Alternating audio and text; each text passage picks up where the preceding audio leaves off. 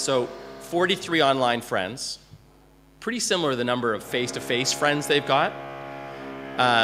And they've got fewer friends that they would talk to on the phone, and I'll get back to that in a second. So 43 is the average. Is that surprising? Okay, so as we get, let's see, what's the next thing I want to ask you about is the percentage of Gen Y who have more than 70 online friends. So those who are into stats may have a sense of this, but this is more than 70%. Who wants to take a guess? This is the audience participation part. 15%. 15%? Actually pretty close, 12%.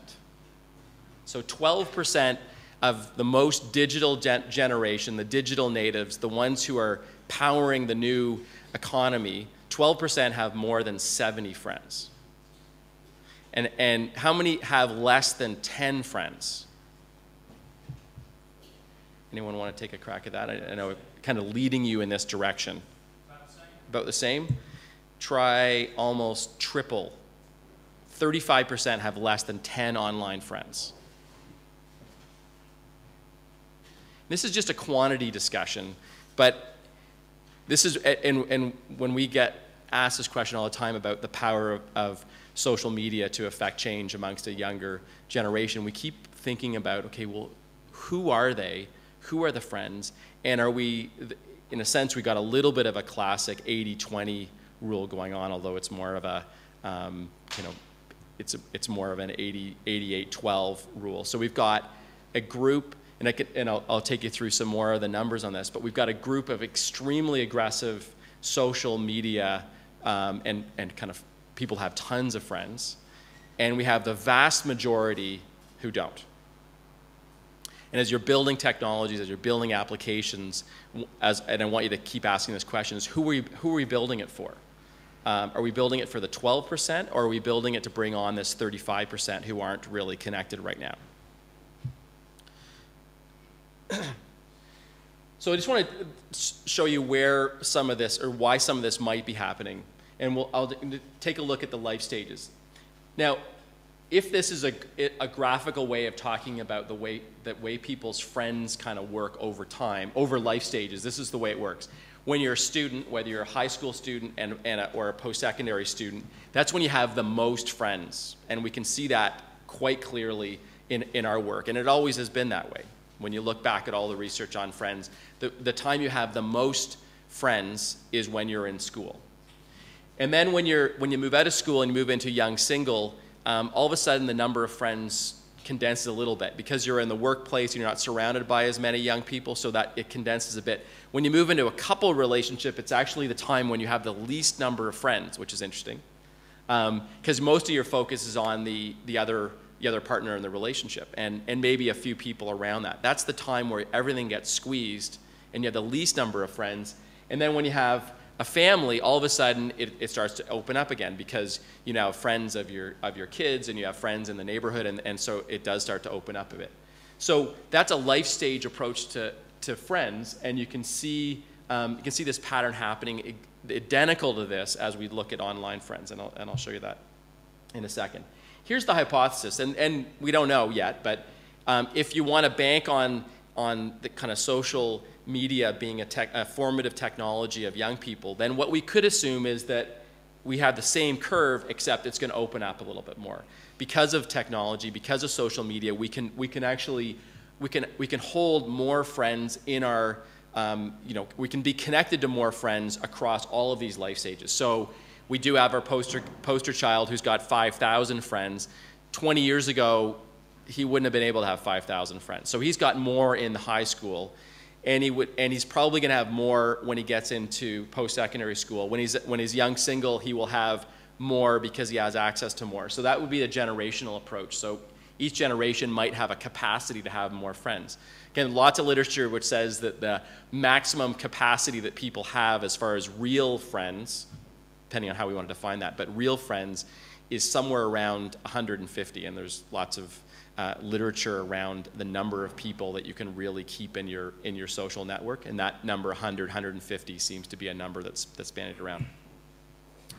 So let's take a look at different types of friends. And this is, in fact, if you see the green line is, I'll just move back one slide. The green line is exactly the same curve as the top part of this graph, but it looks, and it kind of gave us the bottleneck. So friends through the internet, and remember the way we're talking about friends through the internet, it was just friends that you would communicate with monthly. So it wasn't really like a daily or an hourly. There's any friend that you could communicate monthly counted it as an online friend, which didn't necessarily mean that it was all the people you had as friends, that you had to have some kind of interaction with them. So through the internet, we start off, as you can see, students very, very high, around that 70 mark. When you get down to face-to-face, still the highest amount in face-to-face around within that group. And then it really drops off as you hit young couples on both fronts. And then on the online side, within Generation Y, you can see it popping up again for young families. Now, going back to these connectors versus maybe kind of what we call anti-socials in a sense is, the other thing about friends is that if you've got friends, you've got friends, and if you don't have friends, you don't have friends. I mean, it's not like there's always an image of the young people kind of being buried in the basement, and they don't talk to anyone at high school, but they have millions of friends they talk to around the world. That is the way they hold it. Absolutely not the case. If you've got friends, those who have face-to-face friends, those people who are really social, really extroverted, on average, those people have 70+ friends. On average, that particular group has an average of 240 friends online. Again, that's our 12% group. Our 35% group, who has less than 10 friends, they only have 8 face-to-face friends, 4 on the phone, and they have 4 internet friends on average. So that kind of just shows you how much diversity there is within young people when it comes to the way they're looking at friends. Let's just take a quick look at the quality of friends. Back to this again over time is you can also look at the same curve on a quality basis. If we look back to the and for those who can remember back to secondary school or high school, you think about the kinds of friends you had there and the kinds of friends you have in each of these stages, and there's actually a quality relationship that works very similarly to a quantity one. So on students, again, it's all, in a sense, this is overgeneralized, but the goal is really around popularity. So the more friends you have, not necessarily quality friends, but that seems to be more important in high school.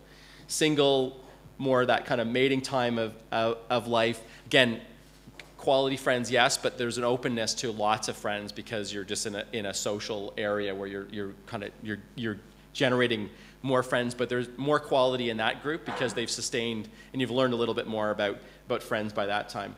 When you get to couples, there's less of them and there's less time because you're more focused on your partner, so there's actually more quality friends within that group. And finally, when you get to family, the quality, not that it goes out the window, but you actually are in a sense forced to be friends with lots of people based on location and based on schooling and other things that you may not have chosen in the first place. But not that it all goes out the window, but that's just an interesting model to show some similarity.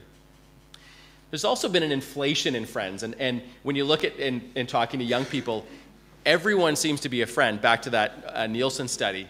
And then we also see this pattern where young people talk about their best friends.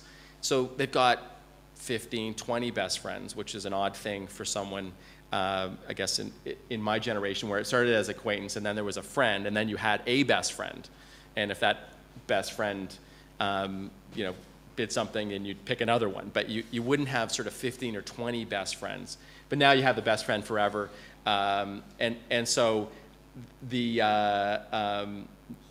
which should be BFF as opposed to BBF, but there's probably some new definition for BBF. But the BFF is kind of the new model of the friend that you would go to under any circumstance. So it's same thing, but just a different language.